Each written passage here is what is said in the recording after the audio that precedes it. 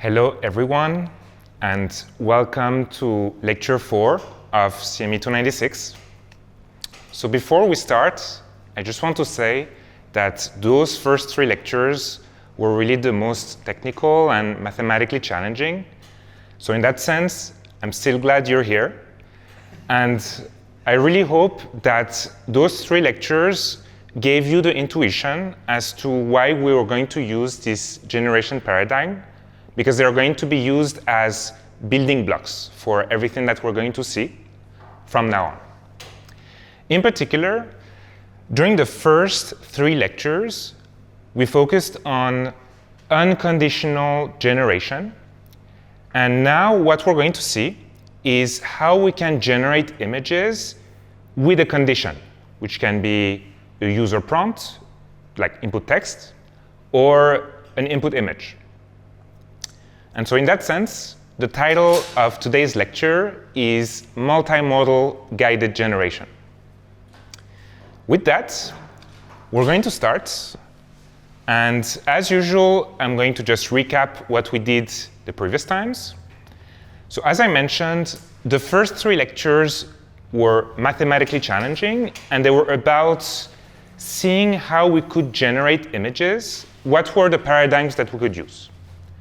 So the first lecture was focused on the diffusion paradigm with DDPM, where we saw that we were taking clean images that we were noising in a discrete way. And so here we had this formula, which was a combination of a clean image and Gaussian noise that we weighted with those coefficients.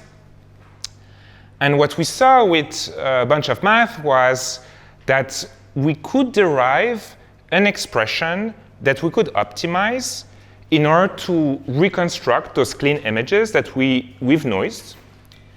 And we ended up with a very nice expression, an L2 loss on the noise that was added.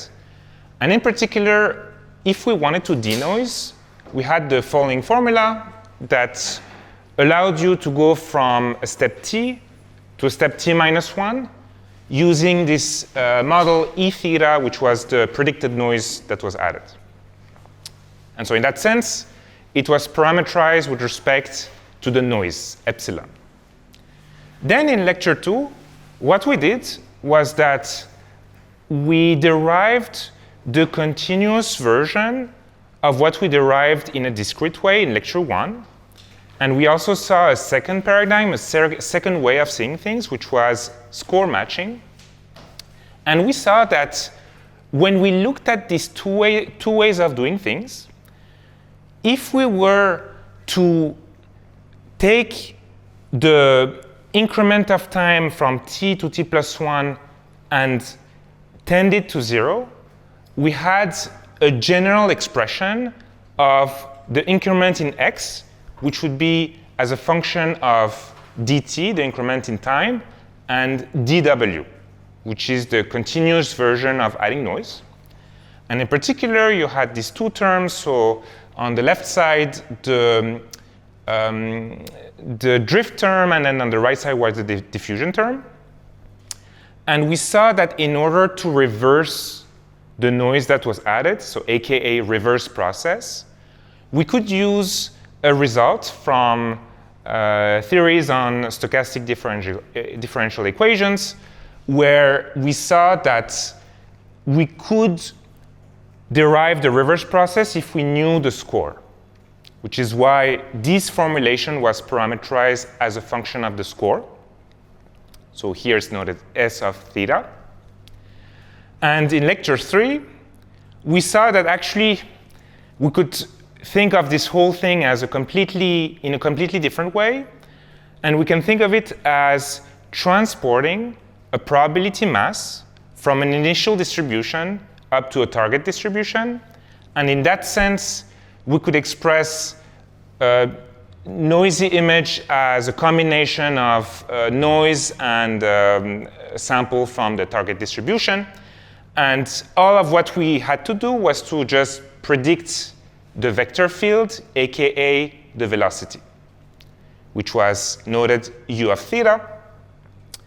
But one thing that we kept silent was how we could actually represent all of these quantities, in particular xt, the representation of the image when it's noised at a given level, the noise itself.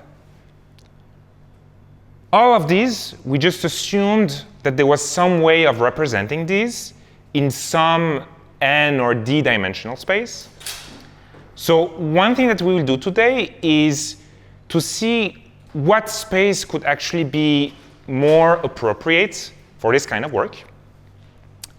And then the second thing is, as you can see, the models that we need to estimate, so epsilon theta, s of theta, u of theta, they're only a function of the noised image and the time, but they're not a function of any condition, any user inputs. So this is also something that we're going to see, aka how can we incorporate a condition that could guide the generation towards what we want.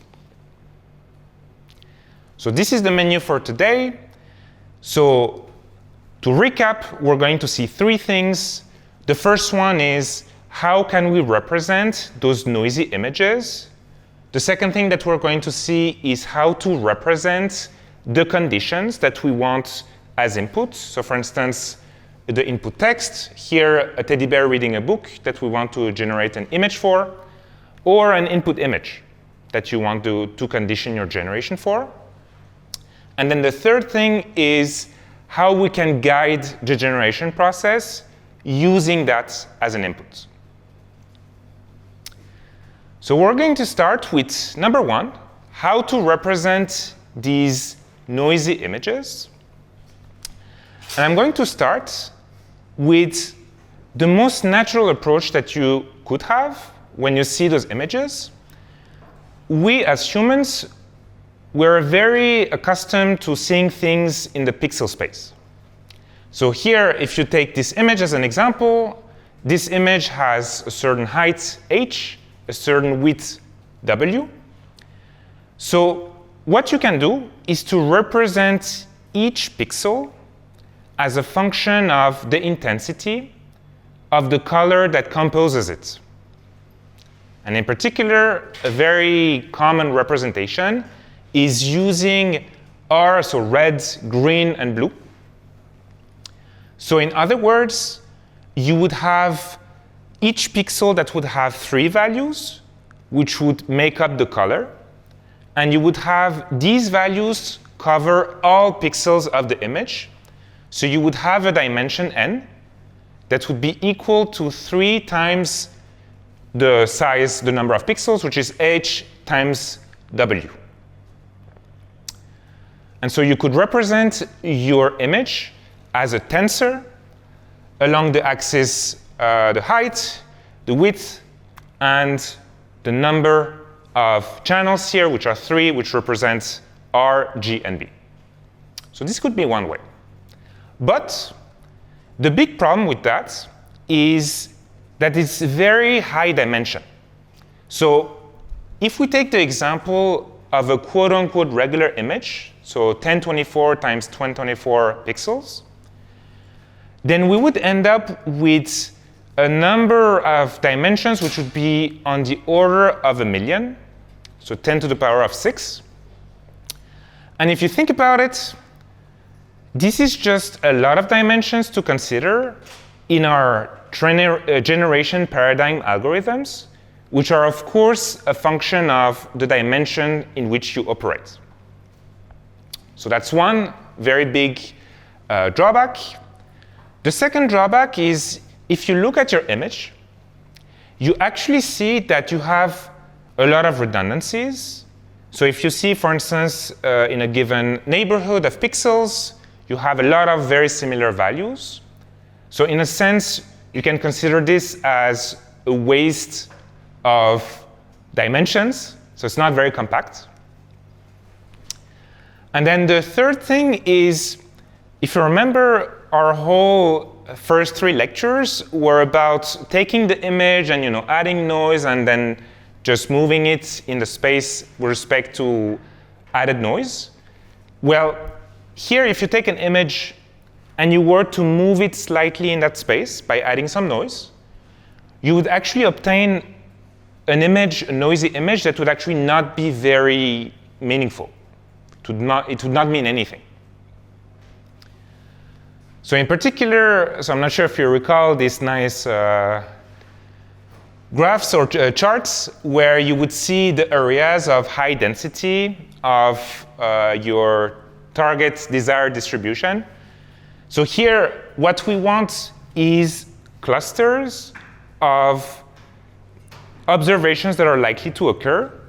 But what we get is actually the thing on the right, which is a space with very spiky regions where each spike represents an actual valid image. And that's not good. So for all these reasons, we're going to just come up with a wish list of a space that we would like to have.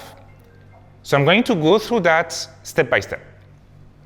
So the first one is the high dimensionality observation that I made. So here what we want is a dimension that's more quote-unquote tractable. So that's number one. Number two of our wish list is to have a representation that does not have a lot of redundancies, that has some way of compacting things. So number two is compact representation. Number three, regarding the representation not being meaningful. So here we want a representation that is meaningful. And you can think of this when I say, what meaningful means. It's when you look at the space and you're able to have clusters of regions where valid images happen. That's what I mean by meaningful space. So this is our wish list. So before we move ahead, I want to take the time to introduce two terminologies that are widely used in those papers. So I prefer to define them now and clearly so that you know what they refer to. So you will see that there's a lot of talk about semantic similarity. So what does semantic similarity mean? So semantic similarity of an image is something that refers to its global geometry, to its overall structure. And in particular, what that means is if two images are semantically similar, what that means is that they roughly represent the same thing. So here on the slide, you have on the left a teddy bear that is reading a book. On the right, you have also a teddy bear that is reading a book. They're not exactly aligned pixel-wise, but they're semantically similar. So that's for semantic similarity. Now you have another notation, which is perceptual similarity. So this one refers to more of the local details of an image, more to the lower level texture of an image.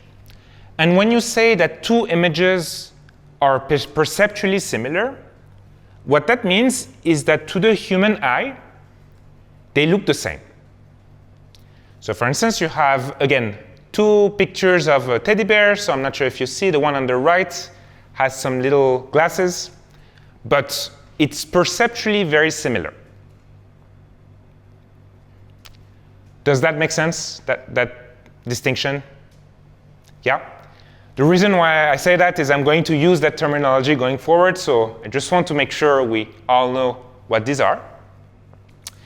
So what are we doing? What we want is to come up with a space that fulfills our wish list that we established before.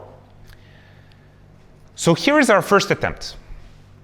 So how about we take an image in the pixel space, and what we try to do is find a representation that's meaningful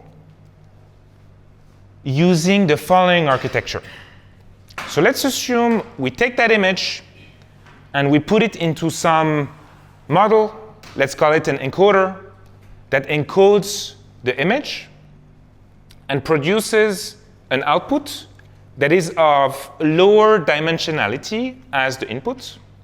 So here we go from an image of size h, w, and number of channels, which, as you know, is equal to 3 in the pixel space because you're like in the RGB representation. And here we end up with a latent representation of size lowercase h, lowercase w, and little c. And then what we do is we put that representation back to the decoder. So if we were to do that, our objective is to recover the original image. So we don't want to lose any information by encoding our image into a lower dimensional space. So here, such a setup is called an autoencoder. So the only job of an autoencoder is to find a lower dimension representation that's called the latent representation. And what it does is take an image in the pixel space as input, compress it, and then decode it.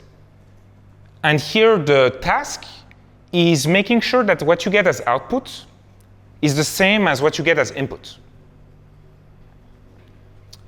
So you may think, OK, it's a very useless model, which I agree, unless you're interested in the latent space, which we are. This is what we're interested in. So does this setup make sense? Cool. And then terminology-wise, the latent space, like that part, is called the bottleneck, just because we're forcing the model to rely on fewer dimensions. And we want the model to still preserve the richness of the details that are present in the image. So let's see how we do that. But before we go, I want to introduce another notation that you also see a lot in papers, which is called the spatial compression ratio, which is defined by the amount by which you go from big H to little h. So it's just a ratio between the two. And that ratio is typically on the order of 8. So that's the order of magnitude that you should have in mind. Cool. So let's see now, based on what I told you, how each component works. So in terms of what is input in the encoder, as we mentioned, we have our input image, let's note it x, that we put in our encoder that we note E phi, and we get a latent representation z that is equal to E phi of x.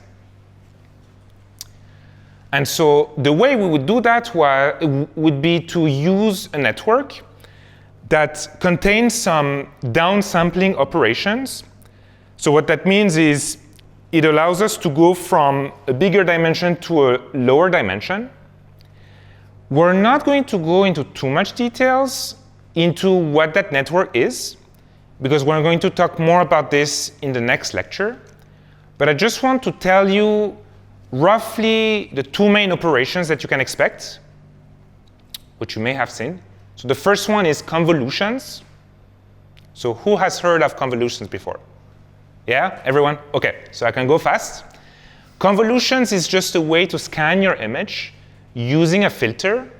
So the image is in red, the filter is in blue, and what you get is what we call an activation map or a feature map that is in purple. And then the second operation that you see in these kinds of networks is pooling. So pooling is a downsampling operator that allows you to either take the maximum of a given square or the average, or either max pooling or average pooling. And it allows you to introduce some spatial invariance just because you can aggregate the pixels to a higher granularity. We're not going to go into too much detail, but these are just for reference. So when it comes to the decoder, what you would do is take the latent representation Z into the decoder d theta, and you would get your reconstructed output x hat. So here you would use upsampling operations, for instance, reverse convolutions. And the goal of this model is, as much as possible, for your reconstructed output to be as close as possible to your input. So the loss function of such a model would be something along the lines of just an L2 regression between the input x and the reconstructed input x hat. So I have a question for you. Do you think this model is a good model?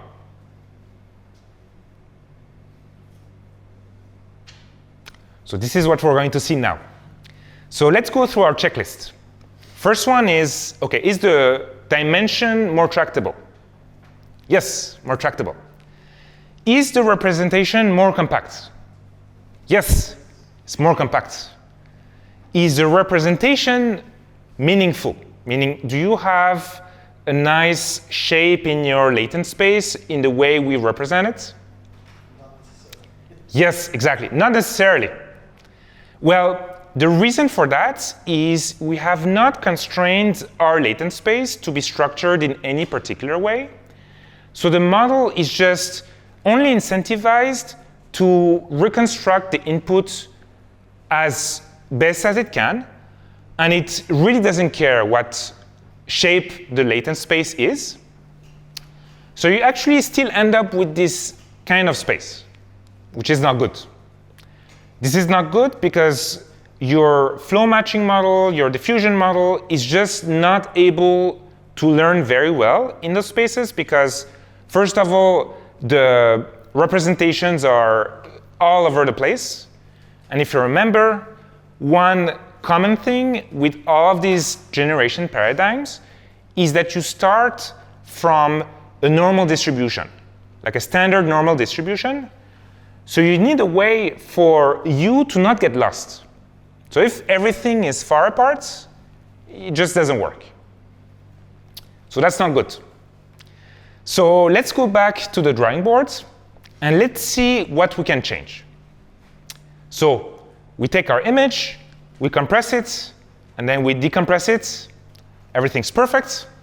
Well, let's see what we can do in the latent space. Our goal here would be to, quote unquote, enforce the latent space to have some structure. So this is our goal. And we're going to see how we can do that. OK, let's go back to where we were. We take our input image x. But instead of just letting it through a standard encoder, what we will do is to actually not try to predict or generate the latent representation directly. We will actually predict two things: the mean and the standard deviation of the distribution that it can be drawn from. So in other words, what we're going to say is, instead of saying that 1x corresponds to one latent representation, we're going to say that 1x actually is mapped to some probability distribution, which sounds kind of weird, right? It's not very natural. But we're going to see why that mitigates the problem. So here, as a reminder, so the output of the encoder will not be just a latent vector. It will be so the mean mu phi and the variance sigma squared phi. So these are the two outputs of the encoder. And what we will say is that the latent representation of this distribution, this latent representation is actually drawn from this distribution. That's what we're going to say. And we're going to say something else. So in a bit of an informal way, we're going to say that this distribution is going to be roughly forced to follow or to approximate another distribution. So it's not very mathematically rigorous. We were going to see exactly how we can express that.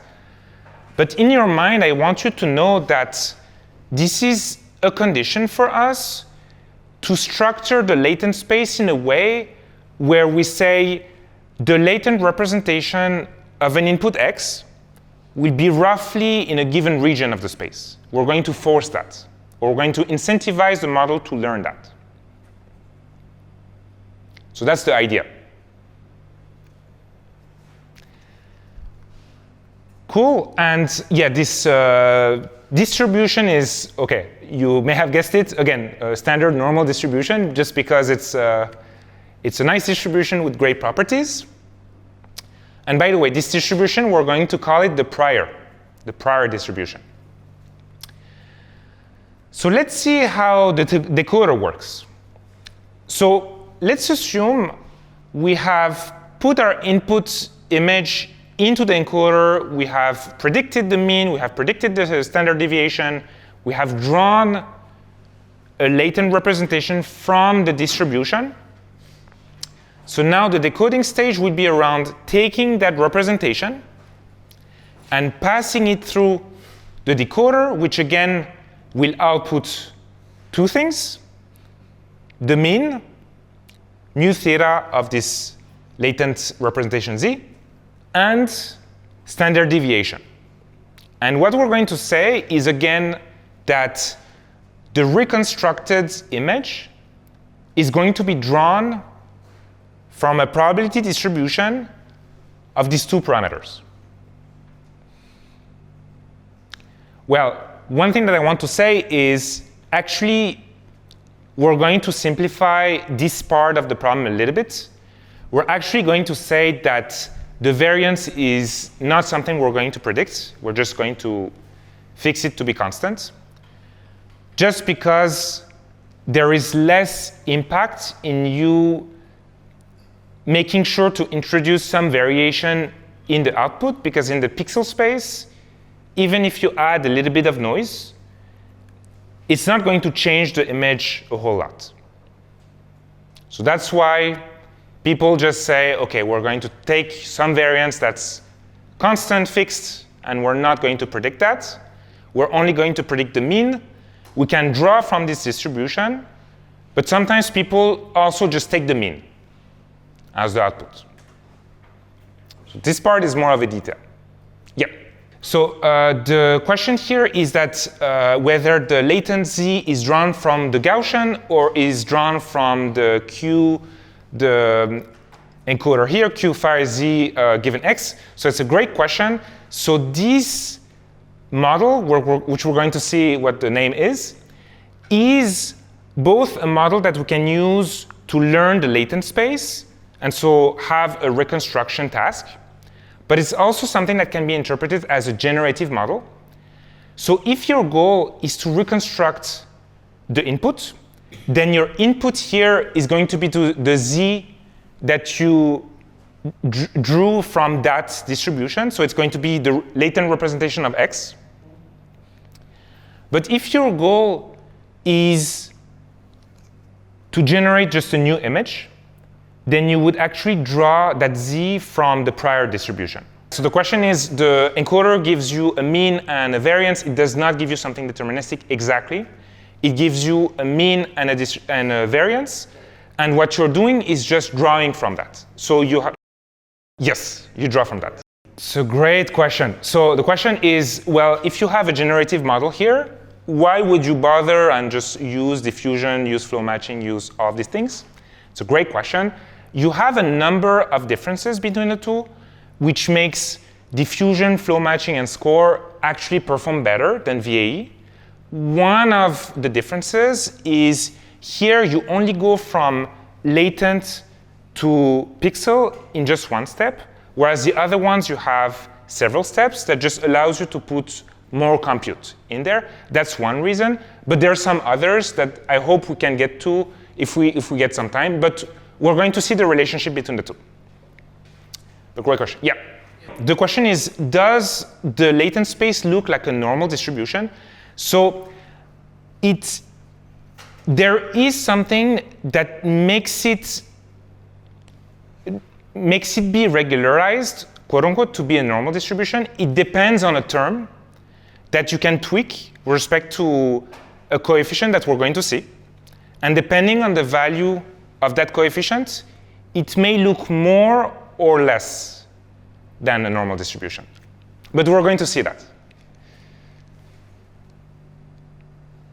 Cool. So the first time I saw this model, I was confused. You may be confused now, and I hope what we're going to see will make you a bit less confused.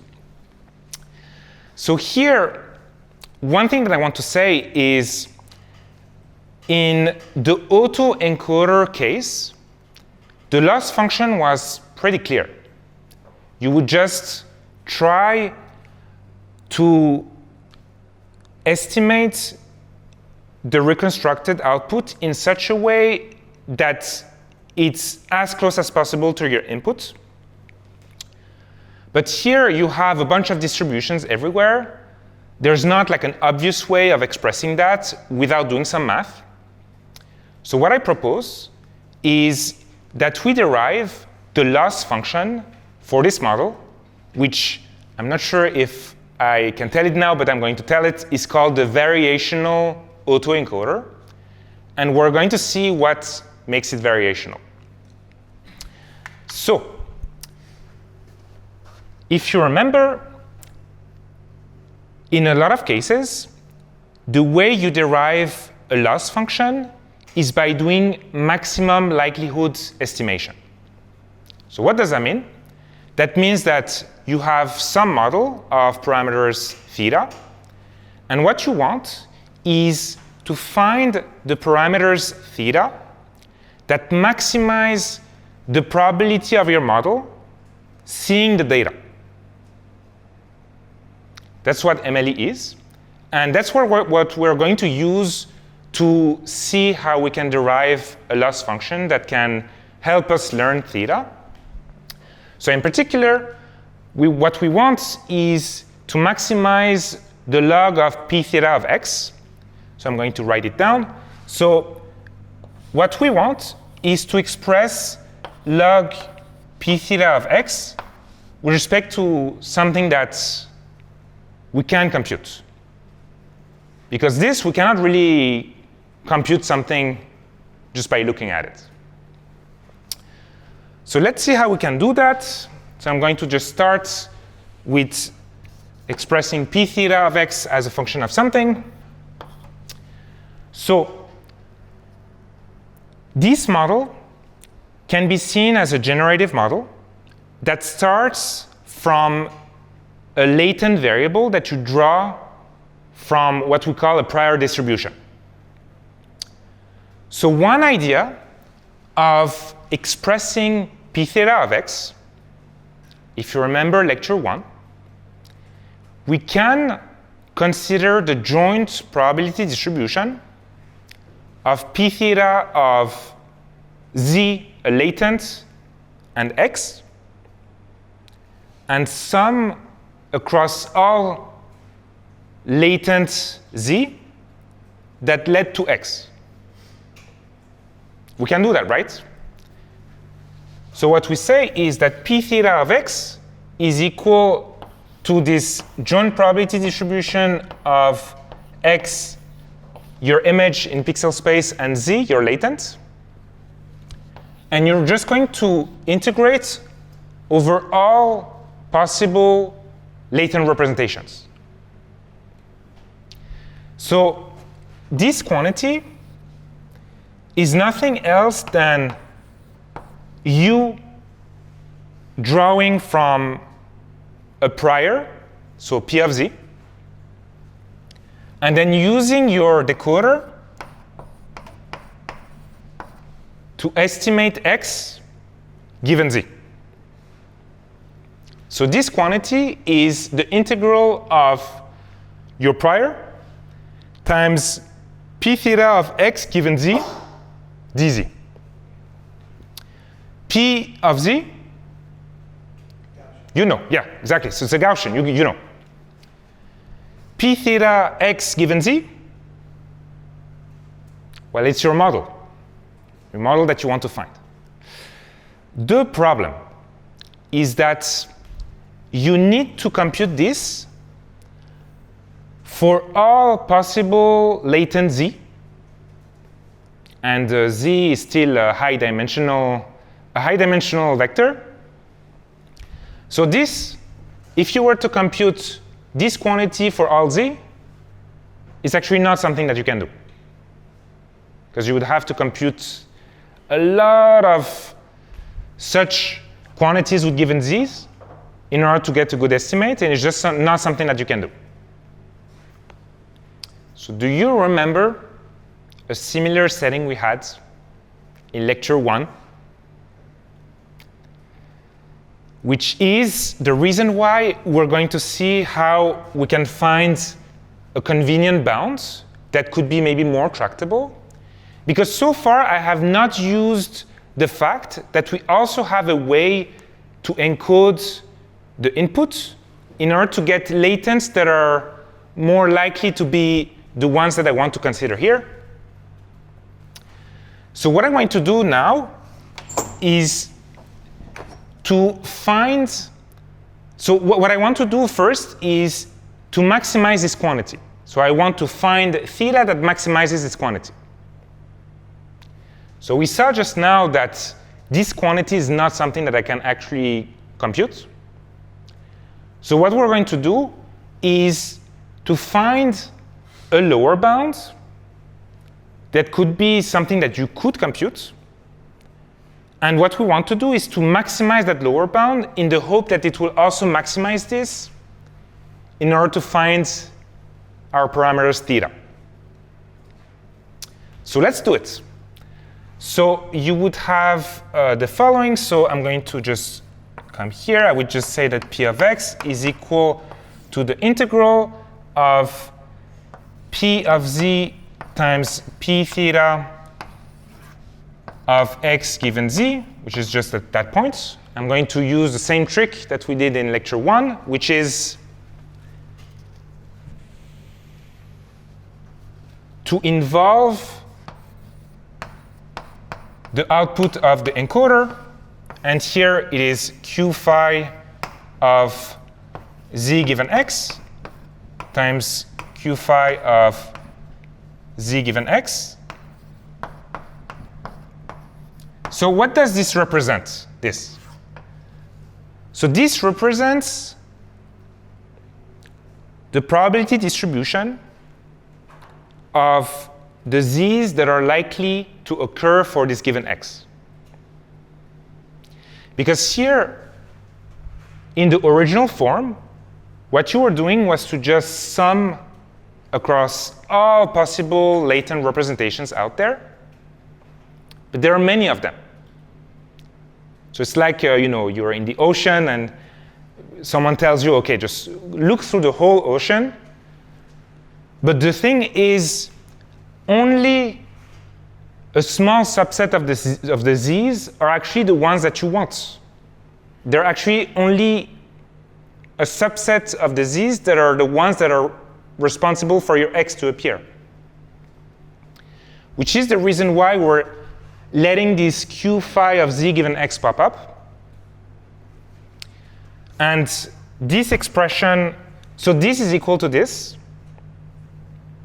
And this gets equal to just the expectation of P of Z times P theta of X given Z over Q phi of Z given X, where your Z is drawn from Q phi of Z given X.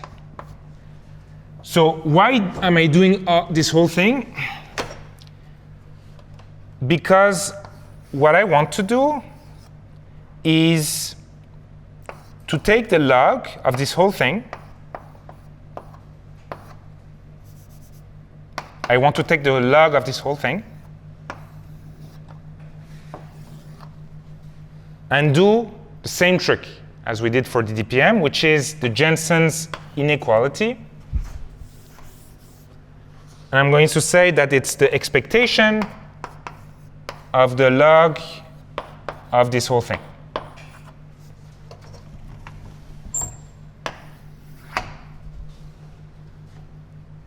So I'm taking the log of this quantity, which I expressed as a function of the output given by the encoder,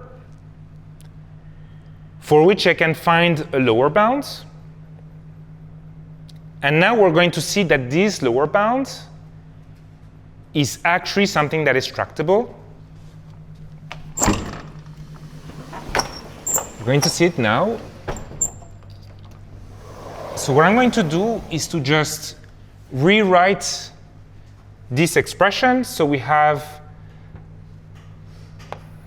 so the expectation of the log of the whole thing, which is equal to the expectation of the log of p theta of x given z, plus the expectation of, so I'm going to be a little bit smart. I will say minus the expectation of the log of q phi of z given x over your prior distribution. So here what I just did was I take the log of pz times p theta of x given z over q phi of z given x. And what I did is I used the property of the log, which is logarithm of the product is the sum of the logarithm of the terms. So I had this one pop up. And this one I just rearranged. I put the denominator in the numerator and I added a minus.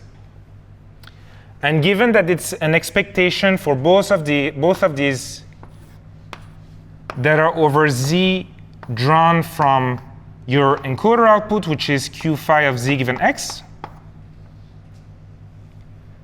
this term is actually the K divergence of q phi of z given x and your prior.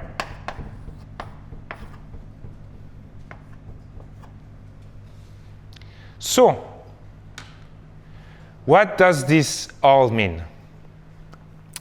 What this all means is in order to find the theta that maximizes this quantity, we derived a lower bound that is something that we'll see is tractable. So it's this expression, which we have divided into two terms.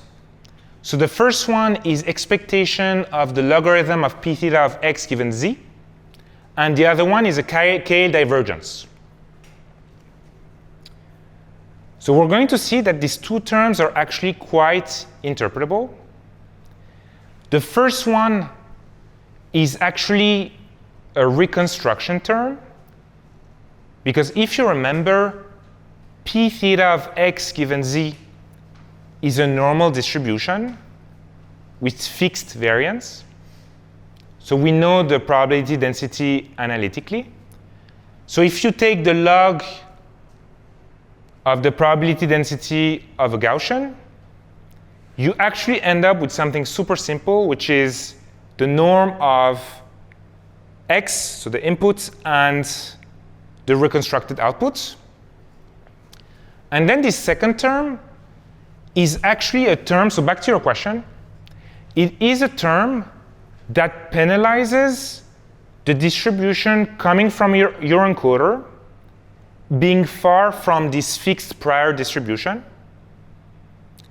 So loss functions usually have a coefficient in front of this term to penalize more or less the fact of being far or close from this prior distribution. And depending on the coefficient there, you're going to have either something that will look like a normal distribution or not. So that is the part of your loss that will allow you to do that. I'm looking at the time. I'm not super in advance, but I'm going to just pause for 1 minute if you have any questions. So the question is, we're pushing the distribution of the encoder to be more of the normal distribution. So we want to do that to normalize the latent space, but we don't want to do that too much. Otherwise, so the prior distribution is P of Z. It doesn't care what the X is. And in other words, if you push it too much towards something that is just static, it will just not consider the input at all. It will collapse. Yeah, so it's called posterior collapse. So just one other question, and then I'll move on. Yeah. So the question is, so we had this image with the little spikiness, and that was the autoencoder, the standard autoencoder part. This one is actually structured in the latent space in a way that makes it more smooth, more well put together, and yes. So I'm going to speed up a little bit. Let's go through our checklist. Tractable dimension, yes. Compact representation, yes. Meaningful representation, yes. Oops, truthful representation, no. Wait, why is that? So these models, they actually end up reconstructing the image in an imperfect way. And what we actually obtain are more blurry images. And so I'm hoping that in the next 9 minutes, we're going to see why that is the case and how we can solve it. So first of all, let's look at the loss function that we have derived, which is composed of a reconstruction loss and a regularization loss. So the reconstruction loss, what is it? We have not derived it here, but I am telling you that if you derive it, it is the pixel-wise L2 between the input and the reconstructed output, the reconstructed input, sorry. And so what that means is if the generation is a little bit off by a few pixels, it will actually get very penalized because the distance is pixel-wise. So what ends up happening is the model tends to produce values that are more averaged, which produces this blurriness sensation that you're seeing. But then you will tell me, well, Afshine, the standard autoencoder also had that loss. So why didn't it happen there? Well, the fact is it also happened there, but it's even more pronounced here because of the structure of the model that we have defined, which is that the latent representation is not a one-to-one mapping with the input X. It is not. Instead, what we have said is a given input X maps to a probability distribution, like a set of probable points that could be actually latent representations of this X. So the model will introduce this uncertainty even more in the reconstruction that it will output. And here what we want to do is to combat that blurriness sensation, because here, if we were to perform diffusion in the latent space, and if we were to decode the final output in the latent space, the last thing that we want is for our output to be blurry. We do not want that. So now we're going to see a couple of strategies that will allow us to combat that blurriness artifact that we're seeing. And the first one is going to be about a kind of loss that's called the perceptual loss. I'm going to say exactly what that means. So let's imagine you have your image X. The intuition here is we don't want the reconstructed output to be compared with the input pixel to pixel because it does not allow for little shifting here and there. So what we want instead is to be able to compare the input and the reconstruction more in terms of similarity, that something that looks similar to you as a human, perceptually similar. So how can you do that? Well, there are some models out there that are convolutional based, for instance, that actually extract features from these images in their layers. And here we refer them as feature maps. And one good thing about these feature maps is that they represent things from this image that have more of a spatial invariance compared to the original image. So what does that mean? That means that if you have two images that are slightly shifted, slightly different, then their feature maps will actually not be that different.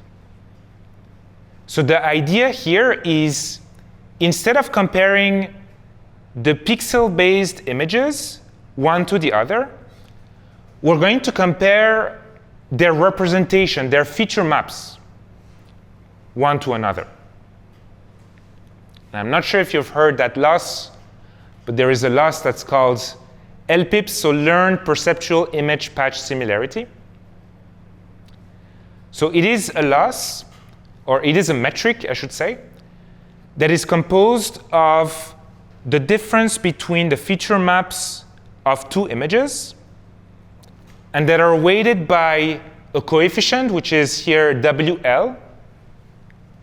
There are coefficients that are tuned by the authors of this paper in order to match what humans consider as being perceptually similar. So long story short, so by the way, the formula, it's scary, but it's not that big of a deal. Like, we don't care about the whole thing. What we care about is that we're not comparing images in the pixel space. We're comparing images between their feature maps. And what we're saying here is that the feature maps of two images better reflect their structure, their details, and they are less sensitive to spatial differences. So that is one strategy. So one thing to note is that we would weight this loss by some coefficient. You could think, OK, this loss is answering all our needs. Let's have the weight for this part of the loss be super high. Well, if you do that, actually, there are some bad things that also happen. So we have what we call checkerboard artifacts, which, as you can tell, is like a grid-like artifact in the image that is similar to this one. So you don't want to have too big of a weight either. So that's one. And then a second strategy to combat blurriness is what we're going to see now. So the problem that we have is that the decoder of the VAE is outputting an image that is blurry. So one idea could be to ask another model to tell you whether the input image, so in this case the blurry image, is a real image or not.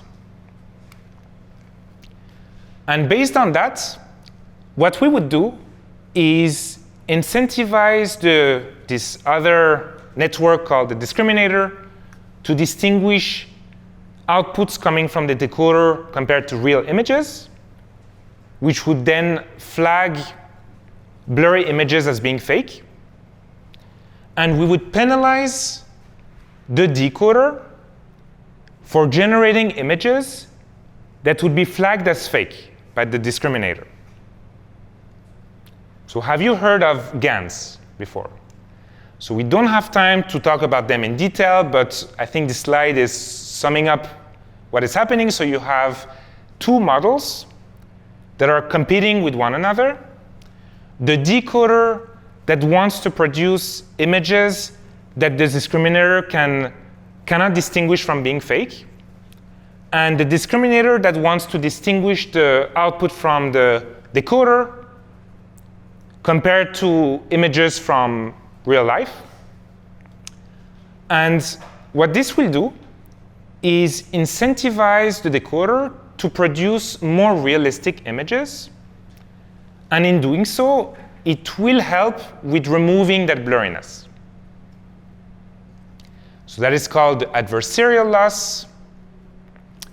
So what we saw was that the original loss of the VAE, which we derived here, led to outputs that were too blurry. It was fulfilling all the wish lists that we had, but it was not leading to a truthful reconstruction, which is the reason why we saw two different strategies to add to our loss to counterbalance the tendency for the model to produce blurry outputs.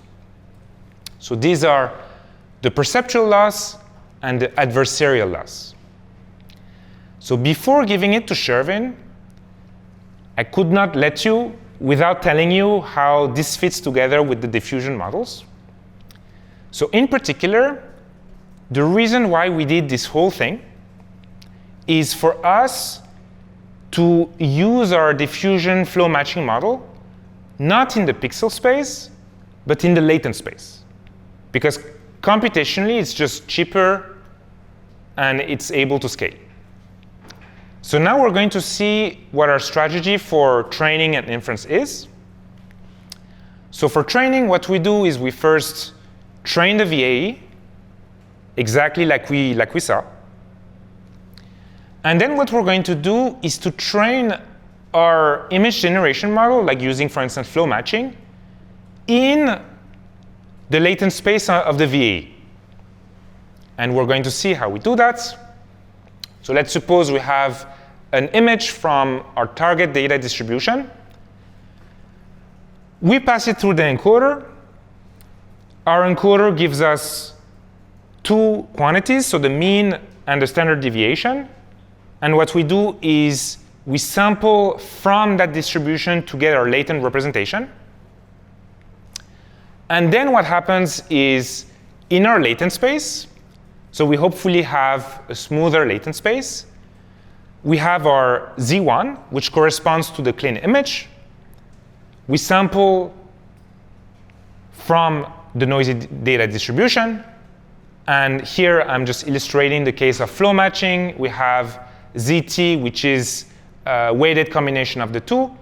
And what we do is we optimize for, let's say, our velocity, like the L2 loss. We do that.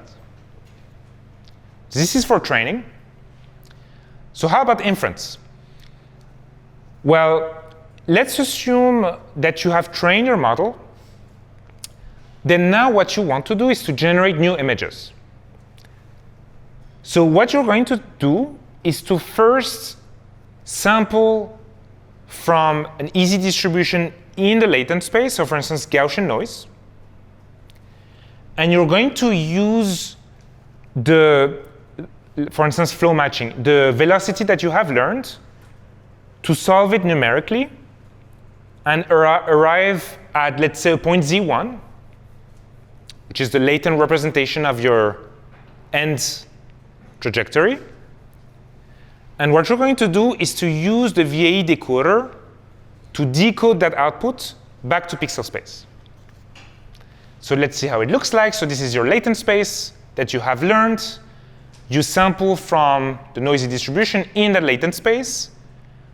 You solve numerically the ODE using the learned vector fields that we've trained right before. You obtain Z1. The problem is Z1 to us it doesn't mean anything because it's not in a pixel space. So what you do is you take that Z1, you pass it through the decoder, and you obtain the image in pixel space. So to conclude, what we've seen is a way to find a latent space that is of lower dimension, that is smoother, and that is also able to preserve the details of your image. And so in particular, we say that the encoder acts as a low-pass filter, because what it does is represent those images mostly based on their semantic similarity. So this is actually something we have not seen, but for a diffusion model to find all the details in its exploration is much harder than finding something that is semantically what it wants to generate. So this is the reason why we're giving the decoder the task of conveying all the low-level details, all the perceptual elements. And the role of the decoder is to take that latent representation and to make it an output that is full of details, that is realistic, and that is matching what we want. And for that reason, you have the encoder and the decoder, which you would think is symmetric, but in practice, the VAEs that are used in conjunction with diffusion models are such that the decoder is actually bigger than the encoder.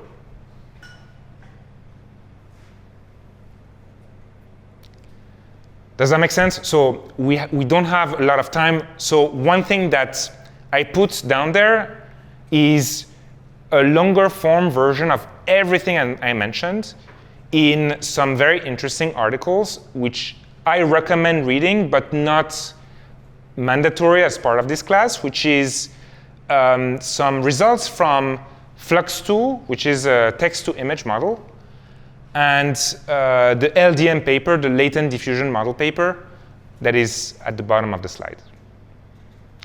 Yeah. So the question is, what should we think of the role of the encoder and the decoder? So at the end of the day, what you want is to have an easy time generating images at the end of the day. And what you want is to not have too high of a computational burden for your diffusion model to operate. So what you want is a latent space that is low in dimensionality and that is easy for you to learn. So what does easy for you to learn mean? It means having a space that is not super spiky, but that is more smooth. And in particular, in order for you to obtain such a space, it is actually something that in practice, something that you can obtain if you focus on the semantic meaning of these images, as opposed to capturing all the lower level details. So in other words, what I'm saying is, even if two images are perceptually not very similar, but if they represent the same thing, what we want for these images is to be located not too far from one another in the latent space. So we want the encoder to mostly capture the semantic meaning. So the encoder, what we want is to make the job of the diffusion model easy. And so this is the learnability you will see in those papers, learnability. So once you have images that are semantically similar, that are close to one another, you do your diffusion process. You obtain, let's say, a point that you say, OK, this is the latent representation that I want to have in the pixel space. So now the job of your decoder is to make sure that all the details that you want to have in this final image are there. So in that sense, in contrast to the encoder, the decoder's job is to make sure all the perceptual details are present in the final decoded image in the pixel space. So in that sense, you have these two different roles of the encoder and the decoder. So you want your diffusion model to have an easy time learning this thing, and you want a space that has some semantic information, which is what I mentioned the encoder can do. But what you want at the end of the day is to have an image that contains the details that you want. And that part is mostly something that the decoder can help with in the decoding stage. OK, I'm 10 minutes over time, but with that, I'll give it to Shervine. Thank you, Afshine. So now we're going to see together how to represent the conditions that we have at the input of these generation models. So the first kind of condition that we can have is a text one. So the text world, when it comes to representing embeddings, has a long history. And I'm not going to go through the whole history of how we represent embeddings. I'm just going to focus on how people do it today.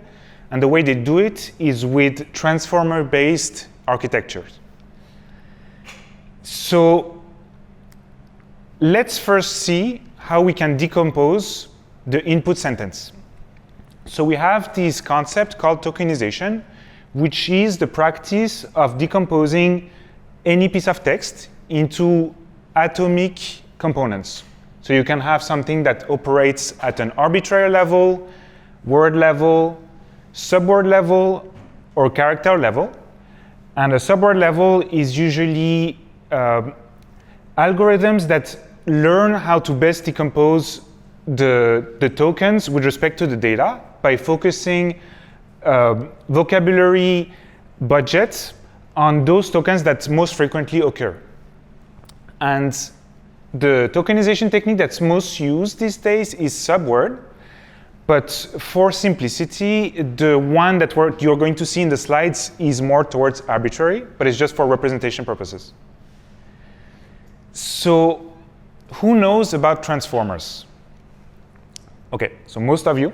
So there is a sister course that talks about transformers at length. I'm not going to talk about transformers at length, but just give the main pieces of information that you should know. So it is an encoder-decoder architecture that is centered on the concept of attention. And it came out in 2017, and most of the language models that you see today are based off of it. Even vision models, you have many of them that are based on a transformer. And the good thing about it that made it work well is that its inductive biases are based on the concept of attention that prove to be generalizable. And let's focus now on this concept of attention. So if we had to summarize in a single sentence what it is the practice of representing a given piece of input as a function of all the others. And here, with the example a cute teddy bear is reading, if we want to represent in the space of attention the token teddy bear, what we do is that we have embeddings for all these tokens. You have learnable matrices that will turn them into the space of queries Q, keys K, and values V. And what you're going to learn is a distribution of keys, of this key over keys. And the weights that you obtain are going to be those that you place on the corresponding values. So in summary, you're able to represent the embedding of teddy bear with respect to the others in this sentence in that way. And you can write this down in matrix form, which is this softmax term that represents this probability distribution. So the square root of dk is just a normalizing constant that prevents the sum from becoming too large. It's the dimension of these queries and keys. and multiply it by the value, which carries the embedding of the values.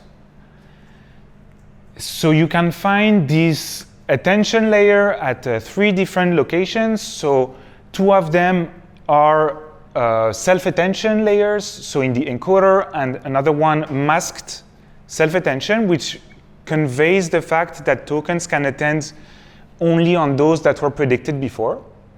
And then you have another layer where attention occurs, which is called cross-attention, which will make these queries attend on other encoded keys and values. Okay, so this is the high level.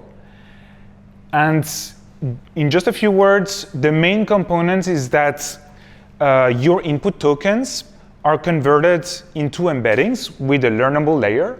You add some information regarding the position of your tokens.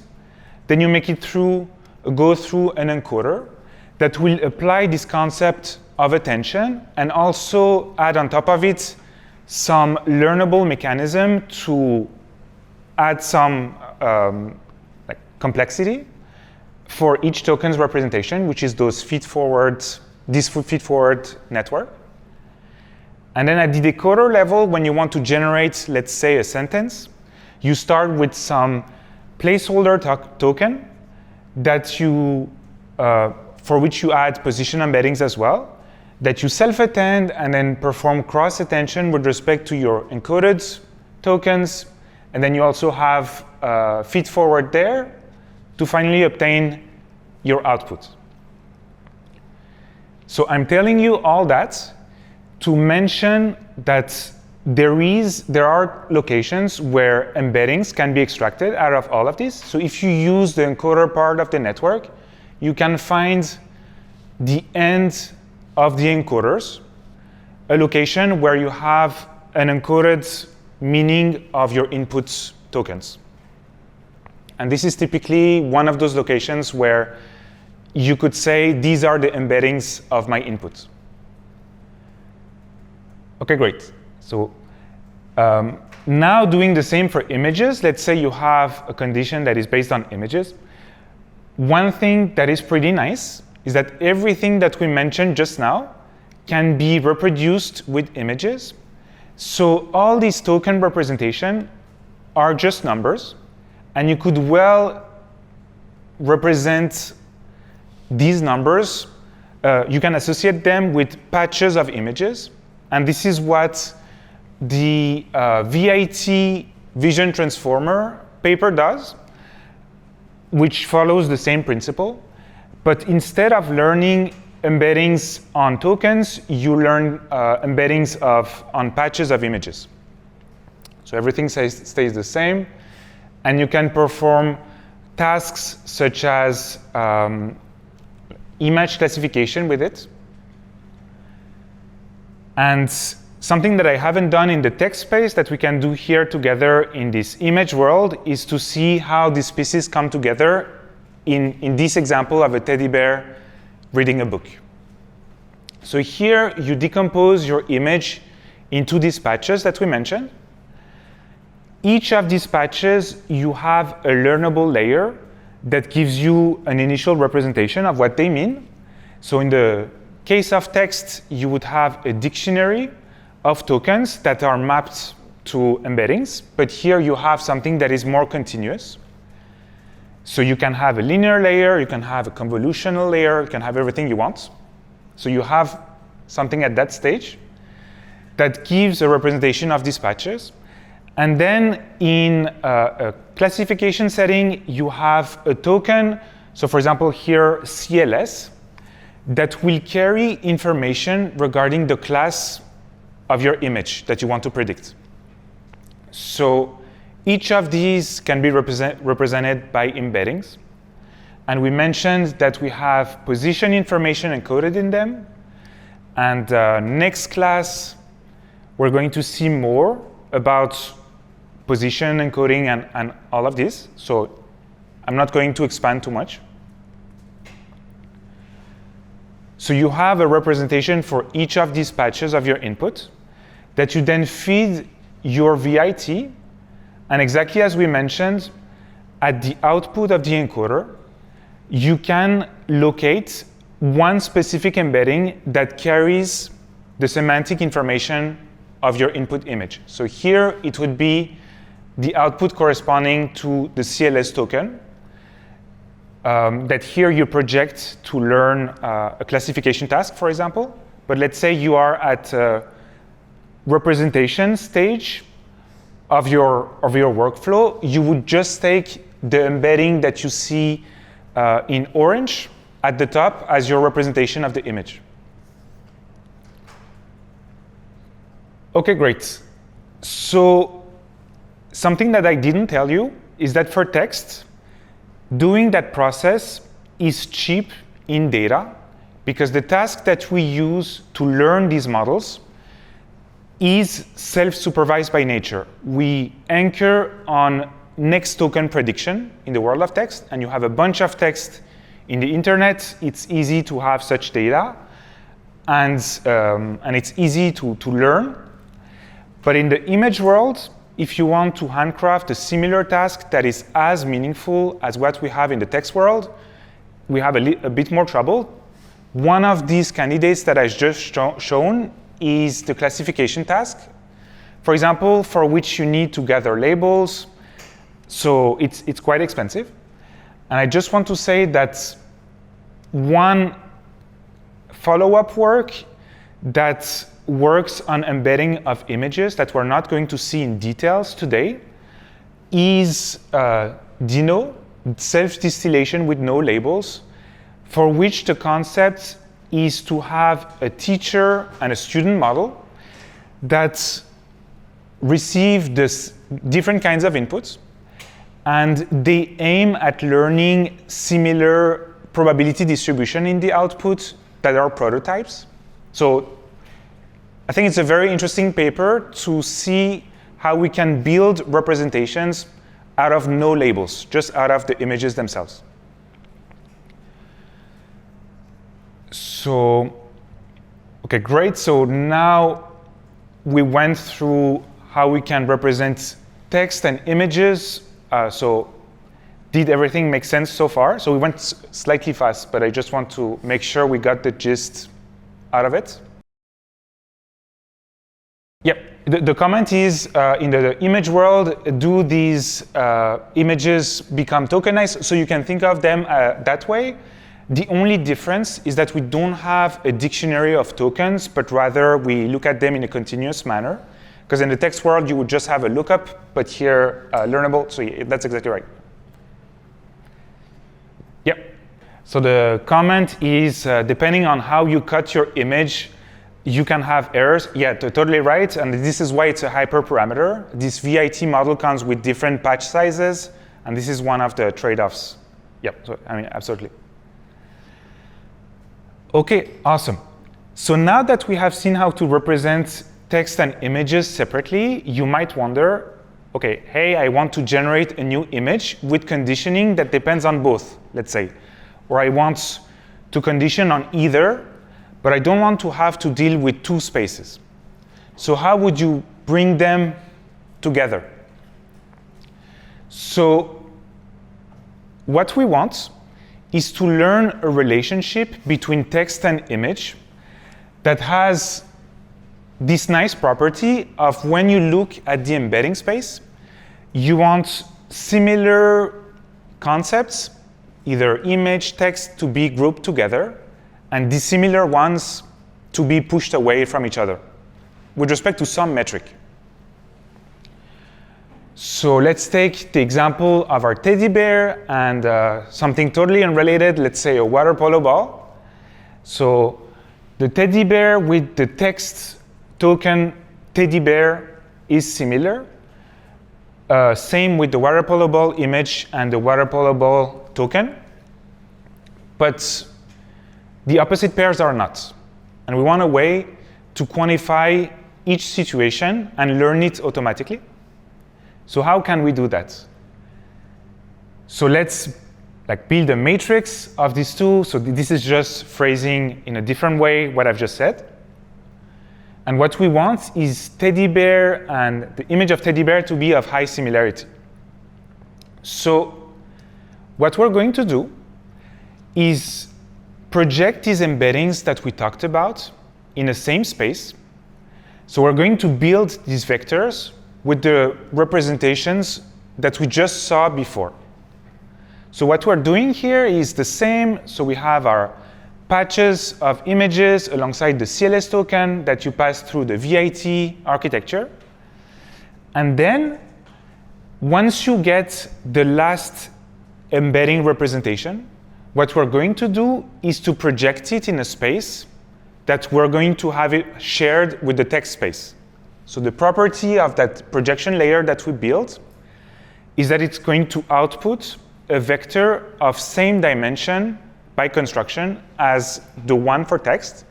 So we do that here, and then we do the same for the text world. So by the way, I mentioned to you that we would look at embeddings at the end of the encoder layer, and here I'm showing another procedure to get embeddings of text, which is to pass all of these tokens to the decoder and decode the one corresponding to the last token. And by construction of the attention mechanism and the transformer, this embedding coming out of the last token is going to represent the whole sentence. So it's another equivalent way of showing the representation of tokens. And we're going to take that representation and project it, as we said, in that same shared space. And by construction, these U and V are now comparable.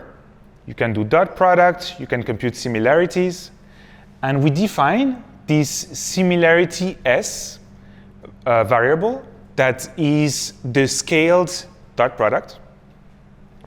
And one thing that we can do now is to transform this notion of similarity into some score that can be seen as a probability distribution through the softmax operator. So if you compute the exponential of the similarity between image teddy bear and token teddy bear over the sum of the exponentials of this image teddy bear and all the other text tokens, you find the probability distribution that this image corresponds to that piece of text. So you can do that from a fixed image to the set of texts. And you can do that, on the other hand, with a fixed piece of text token to all the images. So you can have both ways. And what we do is that we can define two losses that look symmetric, that represent respectively how similar, like the penalization of any error of a fixed image based on all pieces of text and similarity error of a piece of text with respect to all the images. So it's symmetric cross entropy. And then when we sum these two losses, we can obtain a final formulation that represents what we care about, right? So that is the key of the CLIP model that trains the representations of both image and text worlds into with this way of training things. So what we do is that we scrape a bunch of images and captions off the internet. And then for a given batch, we say that a given image has its associated caption as the true label. And then all the other captions in that batch are negatives. So it's called in-batch negatives. And you do the same thing of captions with respect to all the images. And you obtain that way final embeddings in the text and image encoders here that will generate the representation that you're looking for. Okay, so here, just to give some order of magnitude, the paper talked about 400 M pairs of data. And it's great. You reach great accuracy even on supervised tasks. But the issue here is this softmax. So every time you have a huge batch of data, you need to build a similarity matrix of a fixed image with respect to all the captions and symmetrically. And this is not great computationally.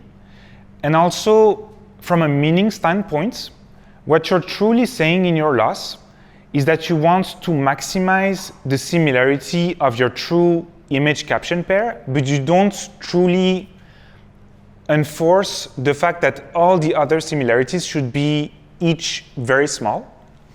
So some follow-up work reframes this problem into a sigmoid loss one. So instead of saying, I want this one image to have a probability distribution that matches that of the true caption, we take one caption and one image separately, and we ask ourselves the question, do they match or not? And by doing so, you don't have all these similarity matrix complexities, and also you have a stronger statement at your loss level that like pushes the positives together and the negatives further apart. Okay, so any questions on this contrastive learning part? Yep. The question is, do you start from a pre-trained encoder and what weights do you change? So I think in the paper they start from scratch and they train both encoders from scratch. You could very well freeze or like start with some pre-trained encoder, freeze all the layers, let the last layer. I think typically you would just train everything. Yeah. And in real life, I think you just wouldn't train anything. You would just pick something out of Hugging Face. But yeah, in practice, since it's easy to get all this data, so typically you would scrape the internet, look at images, and look at alt tags in HTML, so you can get all these pairs. So I think you're in such a setup where doing it from scratch makes sense, but what you suggested makes sense as well. Yep. So I think it depends on what works best. Yep. So the question is the transformer architecture a prerequisite for this task? Not at all. So you can do it with any encoders. And the reason why I talked about transformers is to ground the way of encoding into what people do in practice. But you don't have to have this architecture as a prerequisite. Yeah. OK, awesome.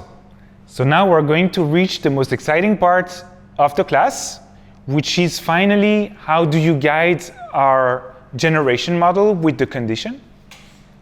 And we're going to go back to thinking about what we discussed these past lectures. So we had this diffusion mechanism where you are at a given step here xt plus 1, and you want to find the less noisy version of the image xt.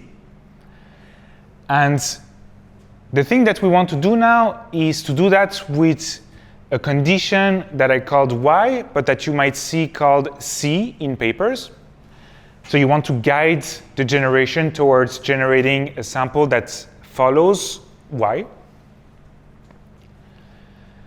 So a first idea that you might have is, OK, it's a classification. There is a concept of classification. I can come up with a classifier of weights phi and try to make it work. So how could you make it work? You start from this probability distribution that you want to sample from. And then by applying Bayes' rule, like the conditional version with the right arguments for A, B, and C, you obtain this product of two probability distributions that you can see on the left represents the one-step generation process that we know. And on the right side, you have the probability distribution of y given xt, which would typically be what a classifier would give you. So now let's see how we could sample from this. So taking a look at the probability distribution on the left, so if we recall the first lecture, let's say in the DDPM world, you know that this probability distribution follows a normal distribution of a mean that we learn and of variance that is following a noise schedule. So we don't learn it, it's something that we have. So we know the expression of this. If you look at the probability distribution of this, it's something that we know. So we have that on one hand, and on the other, we look at our probability distribution at the end of the classifier. So here, why are we not happy with that? I mean, we have the data of the probability distribution. You just have to put the noisy image to your classifier, and then you have it. You have a probability distribution. Why are we not happy with that? It's because we cannot plug it into that product equation that we saw and then easily sample from it. We want to reframe it in a way that we can have this nice Gaussian distribution that we had, for example, at the unconditioned generation step. So what we do is that we have a trick that expands this probability distribution with a Taylor expansion, and then you come up with like a first term that is a function of xt. And when you plug the probability, the log of p phi that we just found into this product, you see that the probability distribution that you want to learn is simply the same one that you had, but with a shifted mean. Yeah, so I just want to take a pause for a second. So we went through a process where we tried to find an easy probability distribution to sample from. So we went through a series of equations, but all I want you to know from all of that is that we tried to get to this state where we can sample from an easy distribution, and that's what we reached. So in some way, we're happy. And then here, what's good about it is that you don't need to retrain your unconditioned model. So your mu theta and your sigma t are things that you know. And there is a downside to it. Now I mentioned classifiers. You need to learn a classifier that operates on noisy images. And the process here is that you need to have that classifier that predicts some probability distribution, and then you need to take the backward pass on the network in order to find the gradient. Did that make sense so far?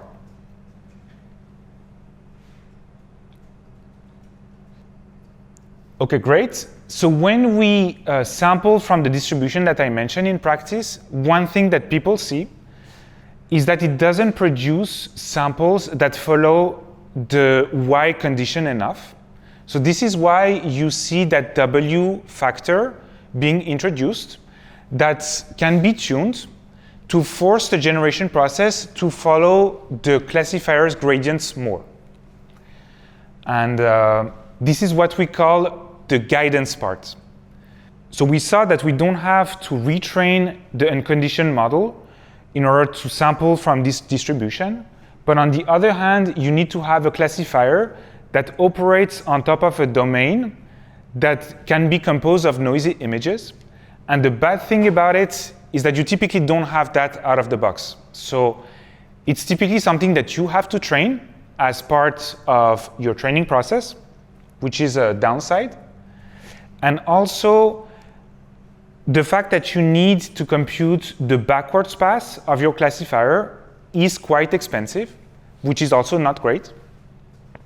And something else that I will mention is that you not only need to have that extra classifier and spend all these budgets to compute the gradients, but you need to make sure that the signal of your gradients scales well with the coefficient W that you introduce. So you need some hyperparameter tuning to make sure that the operation that you're doing is meaningful. So one question that you might ask yourself, is it possible to do this guided generation without the need of a classifier? And the answer is yes. So if you use Bayes' formula, you can see that you can define an implicit classifier, so called pi of y given xt, based on the generation, like the unconditioned generation of your image and the conditioned generation of your image, so condition on y, which means that if you have a network that can generate an image without any conditions and that can generate an image with a given condition, then you can solve this problem by plugging this equation back into what we had, which is what we do here. So the equation that I showed regarding the distribution of the next sampling step can be written in epsilon space. So I mentioned this Gaussian distribution of shifted mean. You can rewrite the noise that you want to predict into one that takes into account that classifier signal. And what the authors of the paper, of the classifier-free guidance paper did, is that they plugged in the p phi expression with the implicit classifier, the expression that I just mentioned before. And they obtained this very nice expression that is a function of the noise that we want to remove based on a model that isn't fed any condition, and one for which a condition is provided. And what you can see is that there is this W term in the middle that has about the same interpretation as the one that we saw before, that will tweak the generation to be more or less towards the condition that you bring. So there's that, and then now we're happy because we no longer have to train a separate classifier phi. We can just rely on the generation network's weights theta. So how does that look like in practice? So with a certain probability called the unconditional probability, what you can do is sample an image from your training set and time step and noise, and try to predict the noise from it, so which is what we saw in the past. And with probability 1 minus p unconditional, what you can do is do the same, but then use the embeddings that we saw in the parts just before to feed that network with this additional information and predict the quantity of noise to remove with the condition y. So you do that 1 minus p unconditional times. And what you get is something interesting, which is if you look at how your predictions look like. So let's say the noise that you want to remove is the point top left, and then the noise that you want to remove when you have a condition is the one in the middle. Then the guidance hyperparameter W will push the prediction of the noise more towards the noise of the condition sample. And the reason why we do that is that because in practice, if you don't have this hyperparameter, you tend, and if you just use the condition sample noise as the one that you use to denoise your noisy latent, you might obtain images that do not follow your prompts very closely. And this is why we have such a hyperparameter in the first place. In terms of numbers, the guidance parameter is typically set to just a few, I think 3. In the paper, so typically more than 1. And I just want to put a disclaimer here that the equations that I showed with the classifier guidance hyperparameter might have several definitions. So you might see formulas with W in there, W plus 1. So all these values of W that you take are dependent on the equation that you operate from. So this is one. And then the other thing is that in practice, at training time, the proportion of time for which you show unconditioned generation is typically 10-20% of time. And this time, you do not need to have an additional classifier at hand and to do an expensive backward pass, but you still need to do 2 inference steps, because we saw that the equation has this epsilon theta of xt and no condition and the one with the condition, which is 2 forward passes. So you still have some extra costs, although it's better than the other technique. And this technique, CFG, is the one that's most used today. OK, so any questions?